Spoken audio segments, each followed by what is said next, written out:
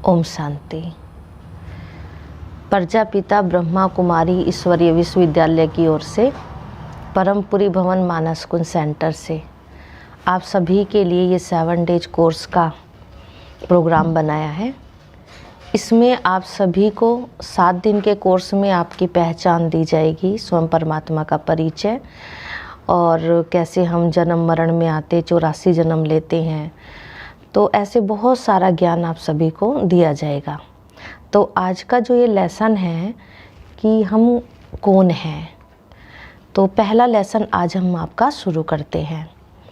तो हम जब जन्म लेते हैं, जीवन में आते हैं, तो हम सभी को शरीर का परिचय दिया जाता है, हमें हमारी पहचान दी जाती है। लेकिन हम जीवन उस पहचान से जी रहे हैं, लेकिन हमारा जो खुद का परिचय है वो हमें नहीं मिला होता है। जैसे संसार में परिचय पिता देता है, ऐसे ही हमारा जो परिचय है ना, आत्मा का जो परिचय है वो स्वयं परमात्मा देते हैं। तो इस संस्था के द्वारा स्वयं परमपिता परमात्मा ने हमारा स्वयं का परिचय दिया। तो जीवन भर हम सिर्फ शरीर के परिचय से जी रहे थे, लेकिन हम अपने परिचय से, आत्मा के परिचय से नहीं जी रहे थे। तो अब आपको आपका परिचय दिया जाता है। तो इस लेसन में आप देख रहे हैं कि इसमें है कि आप कौन हैं, कि पूरे दिन में, दिनचर्या में हम देखते हम कितनी बार मैं और मेरे शब्द को यूज करते हैं। तो मैं कौन हूँ? मेरा ये शरीर है, तो मैं कौन हूँ? इस शरीर के लिए हम कहते मेरा शरीर, मेरा हाथ, मेरा पैर, कई बार कहते मेरे पूरे शरीर में पेन हो रहा है। तो अगर ये मेरा शरीर है तो मैं कौन हूँ? तो मैं का परिचय इसमें है। हम 2 हैं, एक मैं और एक मेरा। मैं हूँ आत्मा और मेरा है ये शरीर। आत्मा और शरीर दोनों को मिलाने से जीवन बनता है। खाली अगर शरीर है तो उसे जीवन नहीं कहते हैं। जीवन शुरू ही तब होता है जब आत्मा और शरीर मिल जाता है। तो इसमें आप दोनों को जानेंगे। ज़्यादातर शरीर के बारे में तो सभी जानते हैं, शरीर की पहचान सभी को है, परंतु आत्मा की पहचान नहीं है, मैं की पहचान नहीं है। तो आज हम आपको बता रहे हैं कि जैसे हमारा शरीर 5 तत्वों से बना हुआ ये पुतला है, और इस 5 तत्वों के पुतले में अगर किसी भी तत्व की कमी आती है तो उसकी हमारे अंदर डिमांड आती है। अगर पानी की कमी आती है तो हमें प्यास लगती है, अगर उसमें अग्नि की कमी होती है तो हमें ठंड लगने लगती है, ऑक्सीजन की कमी होती है तो हमें घुटन होने लगती है। तो मतलब उसकी डिमांड आ जाती है और हमें उसे पूरी भी करते हैं। तो शरीर को चलाने के लिए हम इस दुनिया में सब कुछ यूज कर रहे हैं और उस चीज़ को हम अरेंज भी कर लेते हैं। हमारे घरों में हमारे पास जितनी भी चीज़ें हैं वो सारी शरीर की ज़रूरतों की हैं। तो हमने शरीर की ज़रूरत की चीज़ें तो इकट्ठी की हुई हैं, उसका तो हम सबको ध्यान है क्योंकि हम शरीर को जानते हैं। परंतु शरीर को चलाने वाली जो पावर है, आत्मा जो मस्तक के बीच में बैठकर और इस शरीर को चला रही है, इसको हम जानते नहीं हैं। और ना जानने के कारण ही हम उसकी डिमांड पूरी नहीं कर पा रहे हैं। आज हम सबको ये जानना बहुत ज़्यादा ज़रूरी है कि शरीर को चलाने वाली जो आत्मा, उसकी डिमांड क्या है। तो जिस प्रकार आप शरीर को जानते कि ये 5 तत्वों का पुतला है, इसी तरह आपको ये भी जानना ज़रूरी है कि ये आत्मा 7 शक्तियों का एक पुंज है। और जब इन 7 शक्तियों में से कोई भी शक्ति कम होती है तो हमारे जीवन में, अर्थात मन में, बुद्धि में, आत्मा में हलचल शुरू हो जाती है, बेचैनी शुरू हो जाती है, जिसे हम एक बहुत सीधे रूप में जानेंगे कि हमें अशांति महसूस होती है, खुशी गायब हो जाती है और कई प्रकार की और हमारे स्वभाव में, जीवन में परेशानियाँ आती हैं, जिसको हम पूरी करने के लिए कई आध्यात्मिक रास्ते, कई और बाहरी सांसारिक रास्ते अपनाते हैं, परंतु वो फिर भी पूरी नहीं होती है।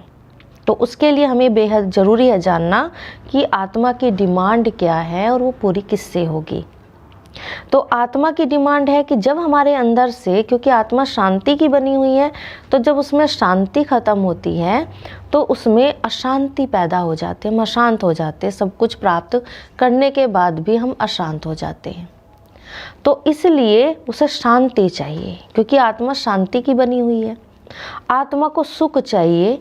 अब उसने सुख के साधन तो बहुत अपना लिए हैं, धन दौलत बहुत इकट्ठा कर लिया है, लेकिन फिर भी वो सुखी नहीं है, क्योंकि सुख इन चीज़ों में नहीं है, सुख तो आत्मा की शक्ति है।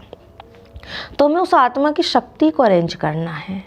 आत्मा को आनंद चाहिए। हमने आनंद के लिए कितने साधन लिए, संसार में कितने आधार बना लिए, परंतु आनंद उन साधनों में नहीं है। आनंद तो एक शक्ति है जो आत्मा को चाहिए, वो आत्मा की भूख है।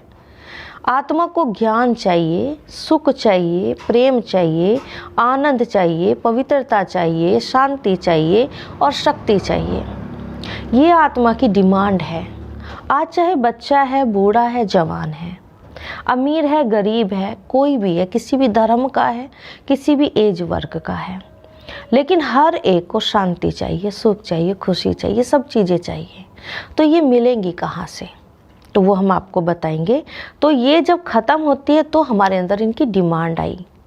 तो आत्मा 7 शक्तियों का जो ये पुंज है, ये मनुष्य के शरीर में मस्तक में बैठकर और फिर इस पूरे शरीर को चलाता है। जिस प्रकार शरीर में कई सारे पार्ट्स हैं, हम आँखों से देखते हैं, मुख से बोलते हैं, कानों से सुनते हैं, इस शरीर की सभी इंद्रियों से हम अलग अलग इंद्रिय से अलग अलग कार्य करते हैं, लेकिन इन सारी इंद्रियों से, पार्ट से कार्य कराने वाली कौन है? वो आत्मा है। और ये आत्मा हमारे मस्तक के बीच, ब्रेन के मध्य में बैठकर और फिर पूरे शरीर को चला रही होती है। हर अंग से, हर पार्ट से कार्य जो कराने वाली है वो आत्मा है। आंखें देख रही हैं, कान सुन रहे हैं, मुख बोल रहा है, परंतु ये ऑर्गन्स हैं, इन्हें यूज आत्मा कर रही है। क्योंकि जब आत्मा इस शरीर में नहीं होती, प्राण नहीं होते, तो तब ये कोई भी पार्ट्स काम नहीं कर रहा होता है। तो इन सारे पार्ट्स को यूज करने वाली आत्मा है।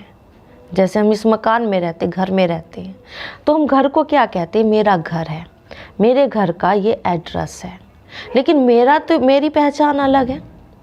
मैं इस घर को यूज कर रही हूँ, पर मैं घर तो नहीं हूँ। घर के हर स्थान को, हर चीज़ को मैं यूज कर रही हूँ। घर मेरा है, मैं इस एड्रेस वाले घर में रह रही हूँ, परंतु मैं घर नहीं हूँ। मैं घर से अलग हूँ, मैं इसे यूज करने वाली हूँ। घर में खिड़कियाँ हैं, दरवाजे, मैं इनको यूज कर रही हूँ। इसी तरह ये शरीर मेरा है और मैं इस शरीर में बैठकर इस शरीर को चला रही हूँ। तो शरीर की इंद्रियों को मैं चला रही हूँ।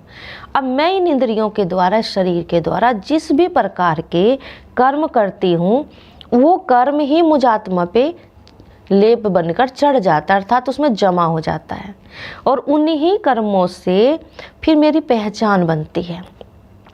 अगर मैं श्रेष्ठ कर्म करती हूँ, पुण्य कर्म करती हूँ, तो लोग कहते हैं ये बहुत पुण्य आत्मा है। अगर कोई दान करता है तो लोग कहते बड़ी दानी आत्मा है। अगर कोई पाप करता है, बुरे कर्म करता है, तो कहते बड़ी बुरी आत्मा है, दुष्ट आत्मा है, पाप आत्मा है। तो ये सारी पहचान आत्मा पे ही लग रही है, क्योंकि ये सारे कर्म आत्मा ही कर रही है और आत्मा पर ही ये कर्म चढ़ रहे हैं, जमा हो रहे हैं। तो जैसे एक ड्राइवर गाड़ी को चलाता है, तो गाड़ी को वो जिस भी प्रकार से चलाएगा, समझो वो कोई रेस जीतता है तो इनाम भी ड्राइवर को मिलता, गाड़ी को तो नहीं मिलता। नाम भी ड्राइवर का ही होता है। अगर वो इस गाड़ी से कोई एक्सीडेंट कर देता है, गाड़ी ठीक से नहीं चलाता है, तो उसकी सज़ा भी ड्राइवर को ही मिलती है। गाड़ी तो जेल में नहीं जाएगी ना, जेल में तो ड्राइवर ही जाएगा। गाड़ी को तो फिर से वर्कशॉप में ले जाएंगे, ठीक करा लेंगे, लेकिन उसकी सज़ा तो ड्राइवर को मिलेगी। तो इसी तरह ये शरीर भी हमें एक तरह से गाड़ी है, और इसमें बैठ के जो कर्म करने वाली हूँ, किसी भी प्रकार के जो भी मैं सोचना, बोलना, करना, हर एक्ट में आत्मा कर रही हूँ। इसलिए वो सब कुछ मुझे आत्मा पे ही चढ़ता है। और उसका सुख या दुख के रूप में मैं आत्मा ही उसको फिर भोगती हूँ। तो मेरे जीवन में जो भी प्रकार का कुछ भी आता है, सुख आता है, दुख आता है, सफलता आती है, असफलता आती है, सब कुछ मेरे कर्मों के अनुसार ही आता है जो मुझ आत्मा ने किया हुआ है। तो मैं आत्मा इन 3 पार्ट्स के द्वारा इस शरीर को चला रही हूँ, भृकुटी के बीच, यहाँ मस्तक के बीच बैठकर, और फिर इस ब्रेन को मैं कंट्रोल करती हूँ और ब्रेन के द्वारा मेरा पूरा शरीर मेरे कंट्रोल में रहता है। मैं आत्मा मन से सोचती हूँ, बुद्धि से उसका डिसीजन लेती हूँ, निर्णय लेती हूँ और फिर उस कर्म को करती हूँ। तो उस कर्म को बार बार कर लेने से मेरा संस्कार बन जाता है। कई लोग सोचते हैं कि हमारे संस्कार चेंज करने हैं, तो संस्कार चेंज करने के लिए पहले हमें अपने मन के विचारों को चेंज करना पड़ेगा, क्योंकि हमारे विचार से ही हमारे बुद्धि डिसीजन लेगी और डिसीजन से हमारे कर्म होंगे और कर्म ही फिर हमारे संस्कार बनेंगे। क्योंकि एक कर्म को हम जब बार बार सोचते हैं, उसको फिर एक्ट में ले आते हैं और फिर वही मेरा संस्कार बन जाता है। तो मन का काम है सोचना, सिर्फ सोचना, जिसमें कंटिन्यू 24 घंटे उसमें सोच चलता ही है। उसको हम रोक नहीं सकते, उसको सिर्फ हम एक दिशा चेंज कर सकते हैं। अगर उसमें व्यर्थ या नेगेटिव आ रहा है, जो हमें पसंद नहीं, ऐसे विचार आ रहे हैं, तो हम उसको रोक नहीं पाएंगे, क्योंकि मन के विचारों को रोका नहीं जाता। लेकिन उसकी आप दिशा बदल देंगे कि अगर आपके विचार अच्छे नहीं आ रहे हैं तो आप किसी भी आधार से उसको चेंज कर लेंगे। विचार तो आएंगे ही, फिर उन विचारों को बुद्धि तोलती है कि मैं करूं या ना करूं, ये सही है या गलत है। अब बुद्धि में जितनी पावर होगी वो उस प्रकार का उतना डिसीजन ले लेगी, वैसा ही वो निर्णय लेगी और उस निर्णय अनुसार ही फिर वो कर्म करेगी और वो उसके संस्कार बनते हैं। तो हमें अपने संस्कारों को श्रेष्ठ बनाने के लिए अपने मन के विचारों को श्रेष्ठ बनाना है। तो आत्मा इस शरीर के द्वारा कर्म कर रही है। आत्मा एक अमर अजर अविनाशी शक्ति है। आत्मा कभी भी मरती नहीं है, खत्म नहीं होती है, वो अविनाशी है। वो कंटिन्यू पार्ट बजाती है, एक शरीर छोड़ती है, दूसरा लेती है, और इन शरीर को लेने और छोड़ने को हम जन्म मरण कहते हैं। और इसी में ही, इसी यात्रा में जो वो कर्म करती है वो उसके पाप पुण्य बनते हैं, जो उसके साथ हमेशा चलते हैं। इसलिए हमें हमेशा श्रेष्ठ कर्म ही करने हैं। कई मनुष्यों को कहते हैं कि आप श्रेष्ठ कर्म करो, पुण्य कर्म करो, कुछ अपने लिए समय निकालो, तो वो समझता है अपने लिए तो निकाल रहा हूँ। मतलब जो वो शरीर से वर्क कर रहा है, शरीर के लिए कर रहा है, शरीरधारी अर्थात संबंधों के लिए कर रहा है, वो समझता है ये मैं अपने और अपनों के लिए ही तो कर रहा हूँ। परंतु हमें ये समझना होगा, ये हम अपने लिए नहीं कर रहे हैं, ये मेरे के लिए कर रहे हैं। ये मेरा शरीर है और मेरे संबंध है, तो ये मेरे के लिए और मेरों के लिए कर रही हूँ, मैं अपने लिए कुछ नहीं कर रही हूँ। आप अपने घर में देखो, आपके पास वो कितनी चीज़ें हैं जो आप आत्मा के लिए हैं। सारी चीज़ें जो आपने आज तक इकट्ठी की हैं वो आपके शरीर और शरीर के संबंधों के लिए है, शरीरधारियों के लिए है। आप आत्मा के लिए उनमें से कुछ भी नहीं। आपके किचन में देखें, आपकी अलमारियों में देखें, आपके जो भी आपके पास जहाँ भी जो भी चीज़ें हैं वो सब आपके शरीर के लिए है। आपकी आत्मा के लिए उसमें से कुछ भी नहीं है। आत्मा के लिए वो है जो आप अपने आप को पहचान कर और परमात्मा की याद से फिर जो आप सोचेंगे, बोलेंगे और कर्म में लाएंगे वो आप आत्मा में जमा होगा। और उसके लिए हम कहते हैं हमारे पास टाइम नहीं है, लेकिन टाइम तो निकालना ही पड़ेगा, क्योंकि ये मेरा सवाल है ना। क्योंकि मेरी यात्रा, मुझ आत्मा की जो यात्रा है वो सिर्फ इस जन्म में नहीं है ना। मैं कितनी लंबी यात्रा करके आ चुकी हूँ और अभी भी आगे मुझे यात्रा पर ही रहना है। तो जब हम यात्रा पर होते हैं तो हमें जो यात्रा में ज़रूरी चीज़ें होती हैं वो हमें साथ लेके चलना पड़ता है। तो इस यात्रा में भी हमें पुण्य कर्म बहुत ज़रूरी है, शांति बहुत ज़रूरी है, शक्ति बहुत ज़रूरी है, खुशी बहुत ज़रूरी है, सुख शांति, ये सब हमें चाहिए। लेकिन हम इनको ना लेकर इनके साधनों को इकट्ठा कर रहे हैं। तो साधना में नहीं है ये चीज़ें साधना में है। हम साधनों में सुख ढूंढ रहे हैं, साधनों में शांति ढूंढ रहे हैं, साधनों में आनंद ढूंढ रहे हैं, साधनों में अर्थात संबंधों में प्यार ढूंढ रहे हैं, साधनों में पवित्रता ढूंढ रहे हैं, शक्ति ढूंढ रहे हैं। ये साधनों में नहीं है। ये साधन मेरे शरीर को आराम देने के लिए है। ये सारे साधन मेरे इस शरीर के लिए है, वो ज़रूरी है। क्योंकि मुझे आत्मा को जितने कर्म करने हैं वो शरीर के ही तो आधार से करने हैं। और अगर मैंने इस शरीर की केयर नहीं की तो भी मैं सफल तो नहीं हो पाऊंगी ना। आप सभी ने एक उदाहरण, एक कहानी जो महाभारत की कहानी में आता है, एक छोटा सा सीन देखा होगा कि जब अर्जुन और कर्ण का युद्ध होता है तो उसमें कर्ण जबकि अर्जुन से ज़्यादा शक्तिशाली था, धनुर्विद्या में भी होशियार था, हौसला भी उसके अंदर ज़्यादा था, कॉन्फिडेंस बहुत ज़्यादा था अर्जुन से भी ज़्यादा, जबकि अर्जुन तो भगवान के साथ था।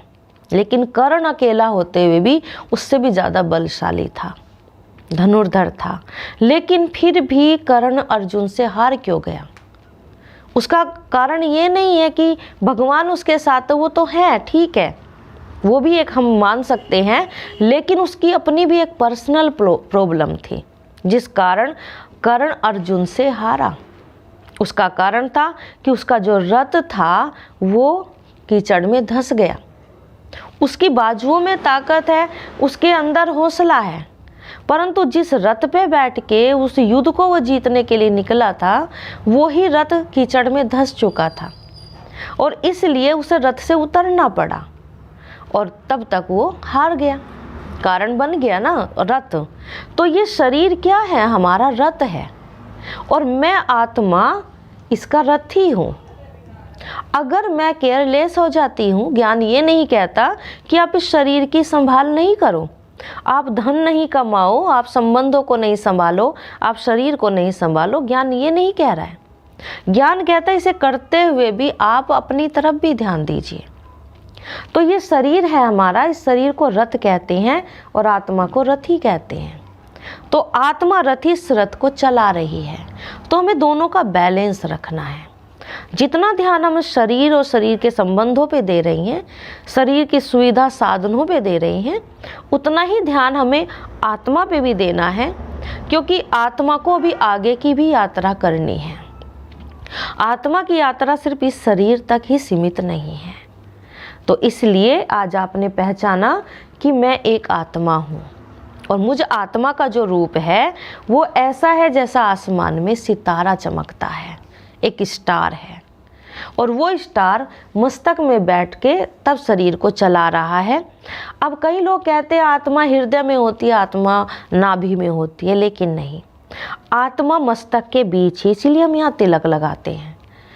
और जब आप बहुत सोचते हैं तो आपको दर्द भी यही महसूस होता है, भारीपन भी यही आता है कि मेरे तो बहुत सोचना पड़ा, मेरे माथे में दर्द हो गया, मेरा तो माथा ही भारी हो गया। तो इसका मतलब सोचने वाली शक्ति मस्तक में ही बैठी है। और दूसरी सबसे बड़ी बात यह है कि हमें जिनसे ज़्यादा कर्म करने हैं वे अंग भी इसी मस्तक के पास, इसी फेस में है।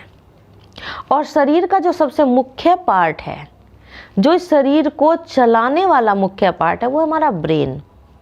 तो ब्रेन के मध्य में ही आत्मा बैठ के सिर्फ ब्रेन को कंट्रोल करती है और ब्रेन के द्वारा फिर वो सारा शरीर उसके कंट्रोल में है।